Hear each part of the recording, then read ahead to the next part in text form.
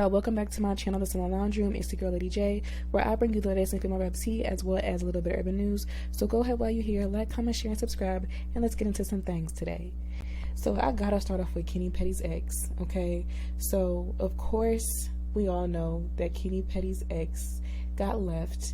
Now every time I look up, I notice his shady ex that got left, Miss Redbone, throwing shade at Nicki Minaj when she was clearly a fan before she got left.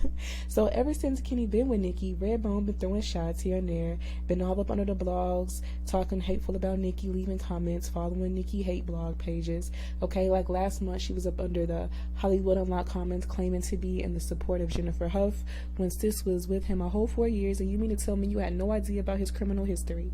Like, girl, stop. Fake outrage. Like, she got outed on Twitter for being a whole barb. You really mad because your used to be man left you for someone who you was listening to on a regular? I ain't even gonna lie, I would be mad too, sis. But don't fake like you not, though. Because now this girl is claiming Nicki is obsessed with her after Nicki posted her professional birthday photo shoots Wednesday, which broke the internet, of course. And Ms. Redbone was obviously feeling some type of way about these birth-taking photos and wasted no time to throw shade, posting on her IG story with the pic of, or she posted on her IG page first with the pic of her in her bedroom with a Dollar Tree teddy bear with the caption #throwback. And then she posted that it's giving quote-unquote obsessed on her IG story when people came for her in the comments, and she wanted to play slow on her Instagram story and claim, I can't post a throwback, but baby, we know what you're doing.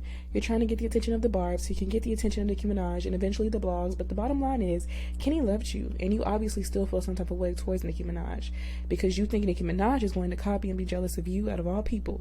Someone who, man, you claim she took, someone who we all have no idea still what you do for a living except attach yourself to the Petties.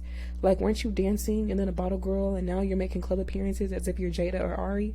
So Nicki Minaj will never be obsessed with you, Mom. You're projecting because we all know it's the other way around. But y'all let me know y'all thoughts on that.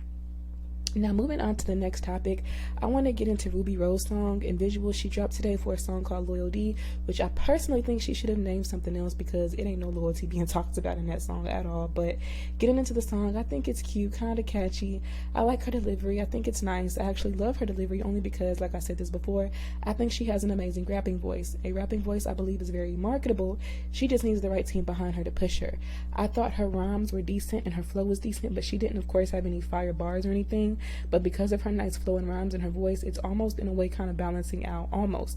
Except if you're really into bars, you'll notice off top her bars aren't just fire. But her voice and flow over the beat of the song, I thought it was pretty good. She can always improve with her bars over time since she is still what you call a developing artist. Now the video, on the other hand, is like her OnlyFans account. It's very sensual and provocative, which I'm used to at this point with Rubi. I just wish Rubi would get more serious with her music art like she is with her body, because like I say, she has a very marketable rapping voice. She was on this year's XXO freshman class. She dropped a decent mixtape last year. The only thing is she is too deep into this whole OnlyFans thing, in my opinion, and even her IG pics are flooded with rated R photos, okay? So I just wish she'd tone it down and get more serious with the music and be a little bit more consistent and leave these boys alone, especially these rap boys, because if it's one thing about Rubi, she gonna have a new man every month, okay? Especially a rapper. But let me know what you thought of the song and the visuals if you checked it out. Now, the next topic I want to get into real quick is Cardi B and Tasha K, because like I suspected and said the other day on my video, I believe Cardi B would prevail in this case with Tasha, only because, for one, Cardi is the one who sued Tasha K, and two, Cardi had no problem submitting to testing for the accusation Tasha K made on her platform, because someone ain't gonna sue you for defamation unless what you said is really not true. So I already had a feeling Cardi would prevail in that particular situation. So Tasha K lawyers are going to have to sprinkle a little hope and pixie dust and faith for her to win this case, because right now it's not looking in Tasha K's favor, should I say. Now, it can be debated in the general public over whether the paperwork is authentic or if connections were involved, like I'm seeing on Twitter, but if she has medical paperwork to show what Tasha K says is not true, that's what the judge is looking at, and that's just what it is. I'm not really a Cardi fan, but I wouldn't want for this woman to have what was alleged, especially when she has children. I wouldn't root for that even on my worst enemies. Now, even if Cardi does win this case, which it is looking like, her court dates are far from over, because she is allegedly due back in court on January 12, 2022 for her 2018 strip club brawl that involved Jade and her sister, the woman who cheated on Cardi with. So that case ain't over. The only way I see that being nipped in the bud is if Jade and her sister are paid off with a lump sum of money, but I wouldn't pay the woman, I wouldn't want to pay the woman anyways who my husband cheated on me with. So, you know, I doubt she would want to do that. But they did have an indirect exchange a few months ago when Cardi mentioned something alluding to the court case with Jade a while ago back on Twitter when she was going back and forth with Stans, to which Jade mentioned on her IG story and called out Cardi and said that this case was far from over. And of course, Cardi did delete the tweet she made regarding the case.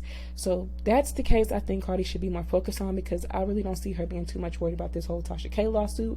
But the Jade case, there's allegedly video evidence of Cardi throwing things at Jade and her sister in the club, allegedly. But we will find out when they go before the court and the judge and see what this ruling is based on the actual evidence presented in court. Now, the last topic I want to talk about is Dreamdoll. So Dreamdoll let it be known that she has definitely been on a come up because she is now the only female rapper on Rick Ross's album.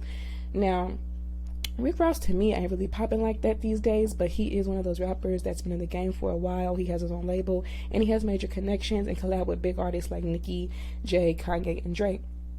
So Rick Ross could definitely potentially open up doors for Dreamdoll.